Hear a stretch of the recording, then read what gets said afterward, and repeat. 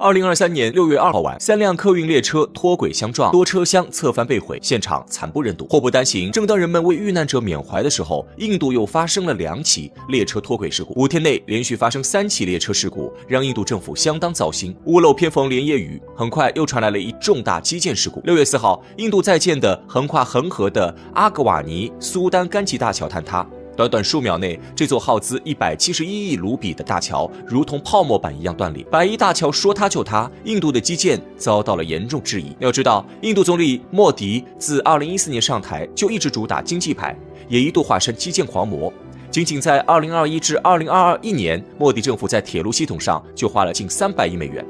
莫迪本人更是公开扬言，印度将启动100万亿卢比的基建计划，立志赶超中国。最后我们也看到了现实给莫迪狠狠一耳光。问题来了，印度是巨资搞基建，为何还是这么烂？莫迪是相当注重基建的，自从他上台后，印度对铁路领域的投资直线上升，其中大部分投资都流向了新建项目，如高铁新建、专用货运走廊等，这也成了莫迪政府看得见的政绩。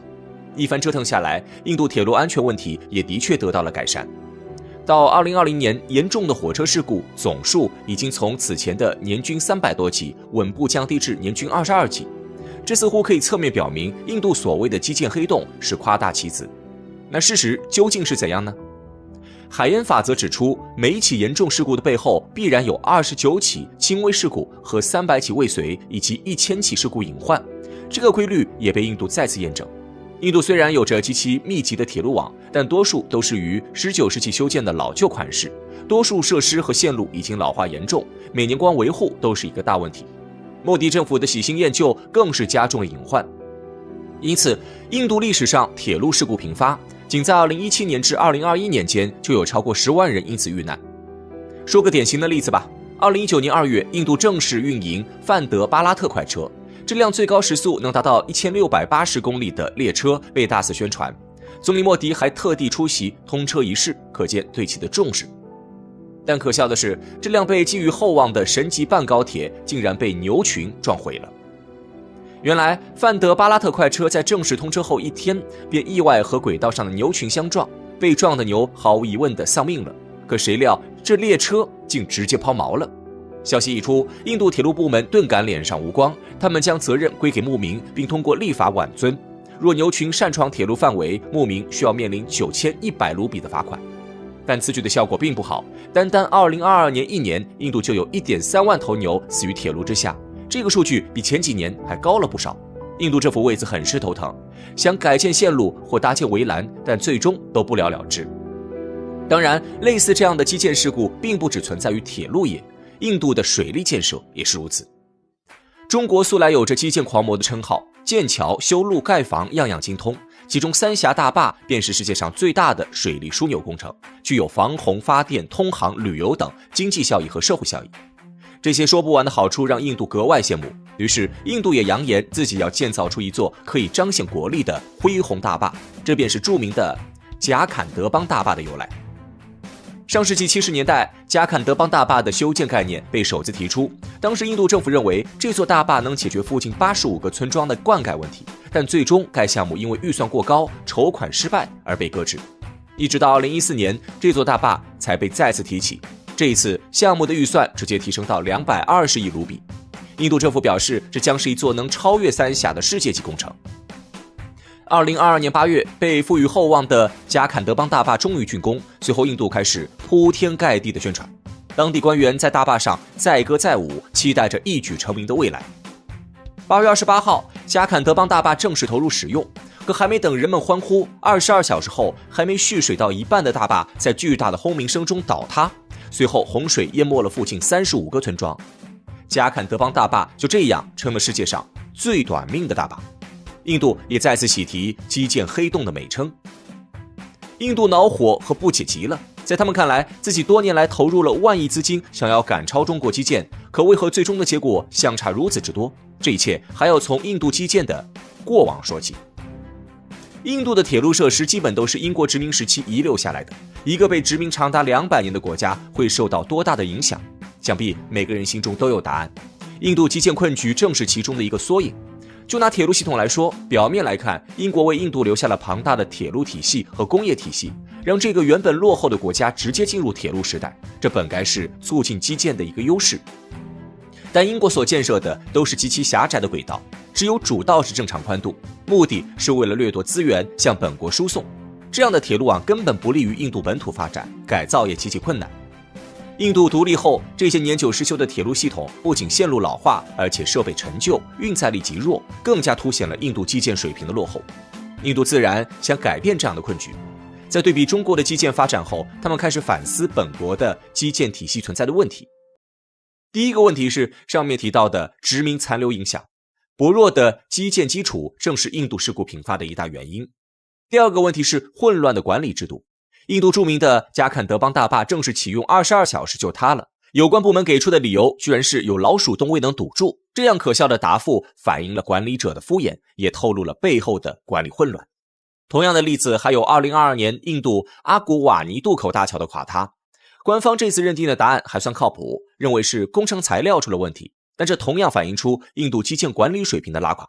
这也是为何印度投入大量资金却依然事故频发的原因之一。第三个问题是严重的腐败现象。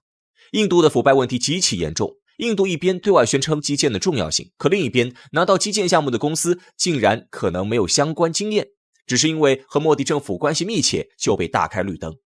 对此，连莫迪都不得不公开指出，腐败裙带关系盛行是当前印度面对的重大挑战。同样是人口大国，在视频中提到的种种基建事故，在我国是难以想象的，可在印度普通人眼中，他们没有选择和抗议的权利。基建落后是无比正常的，比起烂到掉渣的基建，存在各种问题的政府部门，贵贱分明的种姓制度，困顿无望的生活，才更令他们绝望。印度是一个充满宗教色彩的国家，大量印度人靠信仰寻找寄托，当地盛行的苦行僧便是代表。他们认为这世间的苦是恒定的，自己多吃点苦，众人就少一点，今生的苦难是为来世修福。这样的文化影响下，一些印度人看到基建落后带来的各种事故，也不会去指责，而是认为这是天定的惩罚。这样的困局摆在印度政府的面前，促使着他们必须做出改变。在成为基建狂魔这条路上，印度确实下了不小的劲。2021年，莫迪在印度独立日庆祝集会上宣布了一项基建计划，100万亿卢比计划。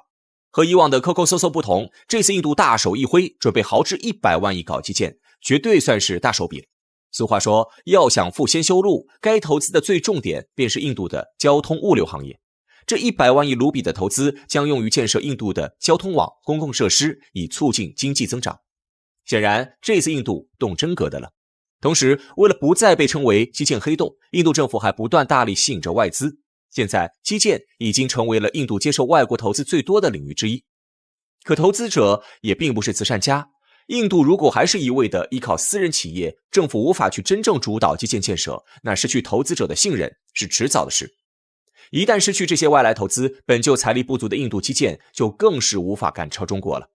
也不怪印度自家人都自嘲，连着吹3年，我们现在已经有一个300万亿的计划了。连续20年砸万亿美元，印度政府基建计划的背后是野心勃勃的大国梦。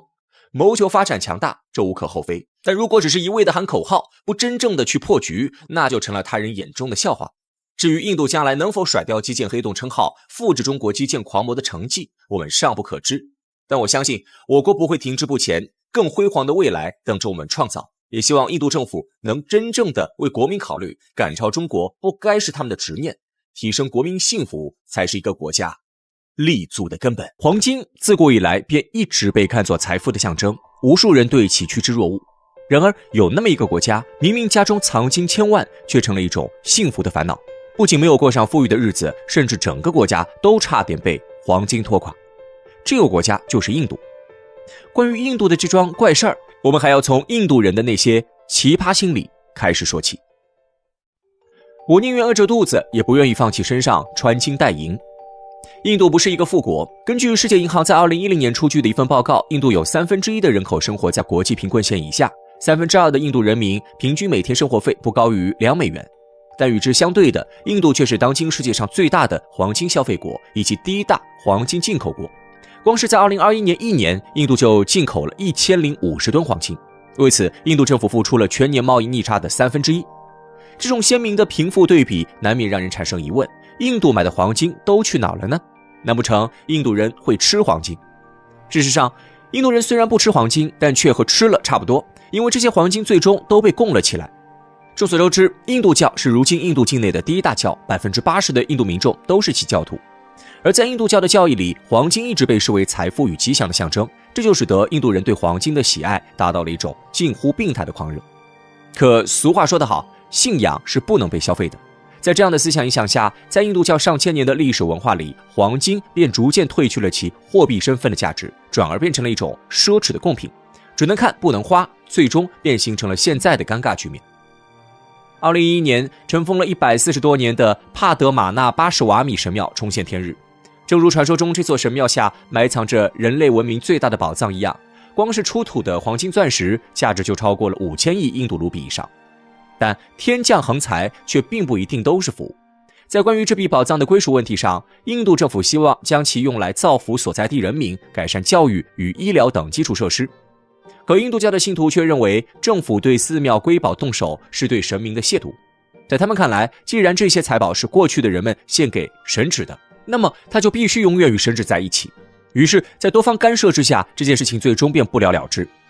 如今，印度政府不仅无法使用这笔财富，反而每年还需要耗费巨资建立特种部队来看管，成为了一根硕大的鸡肋。帕德玛纳巴什瓦米神庙的故事并不是偶然。如今，印度国内的许多寺庙都珍藏着大笔黄金，一些贫穷寺庙还只是简单的镀上几座金佛，而那些富裕的，例如著名的阿姆利则金庙，连墙壁的外围都包裹着一层层金箔。落日的余晖下，一座座寺庙金碧辉煌，宛如太阳一般耀眼。而在信徒们虔诚的赞歌之下，是印度政府日益沉重的负担。不过话说回来，除了被当成贡品固定下来的财富，那些在市场流通着的黄金，事实上也并没有充分发挥出它们的价值。在黄金年鉴的分类里，实物黄金消费一般可分为饰金需求、电子工业需求、牙科需求以及其他工业需求等。一般来讲，如果黄金被消费于后面几种类别，我们便可以将其视为物尽其用。然而在印度，超过95%的黄金消费都在饰金需求之上，特别是在结婚以及其他宗教仪式上，如果缺少黄金饰品，往往就会被视为不完整。除此之外，在印度社会，黄金饰品也被视为女人一生仅有的财产。按照印度传统，女性并不具备土地与产业的继承权，于是那些担心自家女儿婚后生活的父母，往往就会通过黄金首饰来充当嫁妆，使得女儿不至于在夫家受欺负。在一般行情下，印度嫁女儿至少需要携带116克，约合1万美元的黄金充当嫁妆。那些家境富裕的，甚至还要达到10倍以上。但不管贫穷还是富有，这对任何家庭来说，显然都是一笔沉重的负担。不管是被当成贡品也好，充当嫁妆也罢，最终促使如今的印度空有巨额的黄金，却依然穷得叮当响，甚至整个国家都几乎要被拖垮。根据 IMF 的报告，在2019年底，印度政府债务规模已经飙升到了 GDP 的74%，成为全球新兴市场经济体里债务规模最高的国家。随后，包括穆迪公司在内的一系列国际金融机构纷纷将印度政府债务信誉评级调低至负面，而这些其实都在说明一个现实，那就是印度政府真的没钱了。按照金融发展论的观点，一个健全的金融体制是应该能够将储蓄顺利转化为投资，进而促进资本形成的。可通过印度的黄金市场不难看出，大部分印度人民并不具备投资的意识。据统计，在2015年，印度民间的黄金存量就已经达到了 2.5 万吨。由此可见，相较而言，印度人民显然更愿意把储蓄放在床底，或者捐给寺庙。对此，著名学者纳克斯曾表示，发展中国家之所以会贫困，往往就是因为陷入了贫困的恶性循环，创造的财富无法实现资本形成，最终制约经济的进一步发展。现在的印度恰恰就处在这样的恶性循环当中。当然，面对眼前的危机，印度政府肯定是不会放任不管的。从2015年莫迪政府推行黄金货币政策开始，为了盘活民间的黄金储备，印度政府可谓是无所不用其极。但结果呢？3年时间过去，印度野心勃勃的计划仅仅吸纳了20吨的黄金，也就刚刚超过民间黄金持有量的1/1000。如此情形，属实让莫迪政府尴尬不已。不过，熟悉印度的人一定知道，莫迪并不是一个喜欢认输的人，因此，尽管计划看起来漏洞百出，但其依旧不愿意承认自己的失败。在2019年扩大了政策的适用范围，允许寺庙、邦政府以及政府拥有的任何实体参与到计划中来。虽然这让不少人诟病不已，觉得莫迪是在向资本主动低头，但好在计划能够持续下去。其实说实在的，藏金于民并不见得就一定是坏事。与印度的情况类似，日本从1994年开始就主动鼓励国家藏金于民，包括但不限于由金融机构推出适合投资者的黄金产品，如黄金零存整取、黄金积存计划等等。